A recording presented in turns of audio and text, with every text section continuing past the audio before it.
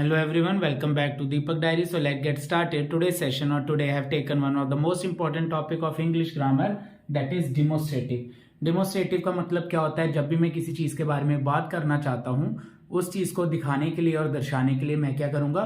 Demonstrative use करूंगा. For example, this is a marker. यह एक मार्कर है. This is a white board. यह एक व्हाइट बोर्ड है. तो हमारे पास चार इंपॉर्टेंट डेमोस्ट्रेटिव होते हैं और चार ही हैं बस, जिसमें हमारा आता है दिस, दैट, दीज और दोस. तो आइए चलिए समझते हैं इसको.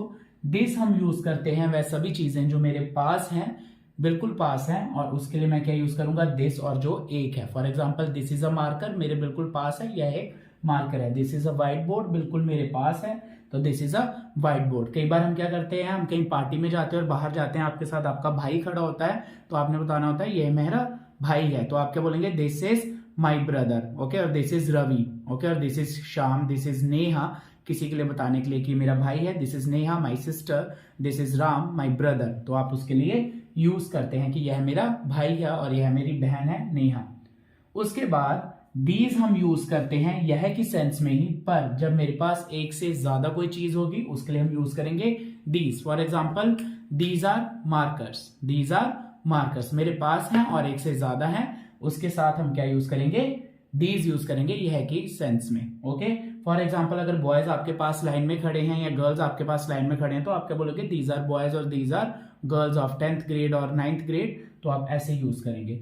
दैट आप यूज करते हैं वह की सेंस में, जो चीज आपसे थोड़ी दूरी पर है, तो उसके लिए आप क्या यूज करेंगे? दैट. फॉर एग्जाम्पल, फैन आपसे दूरी पे होता है, आप बोलते हैं that is a fan. Okay.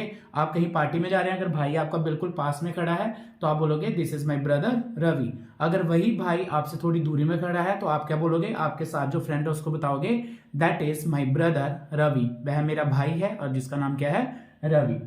Those हम यूज करते हैं उन सभी चीजों के लिए वह की सेंस में ही, पर जो एक से ज्यादा होती हैं. फॉर एग्जाम्पल, अगर आपके दो भाई हैं, वो थोड़ी दूरी पर खड़े हैं, तो आप बोलोगे those are my brothers. Those are my brothers. वह मेरे भाई हैं. अब हम दैट को समझेंगे एक और सेंस में. दैट हम यूज करते हैं पास्ट में. कैसे यूज करते हैं? फॉर एग्जाम्पल, आपके हाथ में पॉरिज है. पॉरिज मतलब दलिया. तो आप वो दलिया खा रहे हैं राइट नाउ, तो मैं बोलूंगा दिस पॉरिज इज डिलीशियस. यह पॉरिज बहुत डिलीशियस है. अब उसी पॉरिज को अगर मैंने कल खाया था, तो मैं क्या बोलूंगा? That porridge was delicious.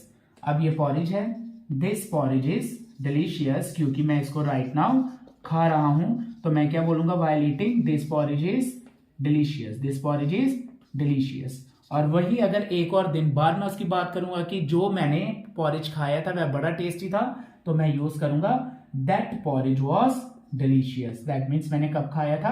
Past में. That porridge was delicious. Was का मतलब होता है था, और दैट मतलब, अब हम यहां पे जब पास्ट के लिए यूज करते हैं, दैट का मतलब होता है जो. क्या मतलब होता है? जो. For example, that boy was naughty. That mean जिसके साथ मैं कल मिला था, that small boy was naughty. जो लड़का था वो बहुत नॉटी था. That book was interesting. जो मैंने कल बुक पढ़ी थी, that book was interesting. Okay. तो दैट आप पास्ट की सेंस में जब भी यूज करते हैं, आप जो की सेंस में यूज करते हैं. ओके. फॉर एग्जाम्पल, कल जिन लड़कों से मैं मिला था वो लड़के अच्छा नहीं पढ़ रहे थे. Those boys were not studying. Those boys were not studying. तो ये डिफरेंस है दिस, दीज, दैट और दोज का. आई होप आज के बाद आपको कभी भी प्रॉब्लम नहीं होगी जब भी आप इन वर्ड्स को यूज करेंगे. अब वर्ड ऑफ द डे मैं आपको पढ़ाने जा रहा हूं, दैट इज ग्रेजुअली. ग्रेजुअली का मतलब होता है धीरे धीरे. For example, gradually I learn English. धीरे धीरे मैं इंग्लिश सीखूंगा. Gradually I will understand the topic. मैं धीरे धीरे टॉपिक समझूंगा. अब आप मुझे बताइए इसकी इंग्लिश क्या होगी? मैं धीरे धीरे बहुत मेहनत करूंगा. Stay tuned with Deepak diaries. Thank you everyone.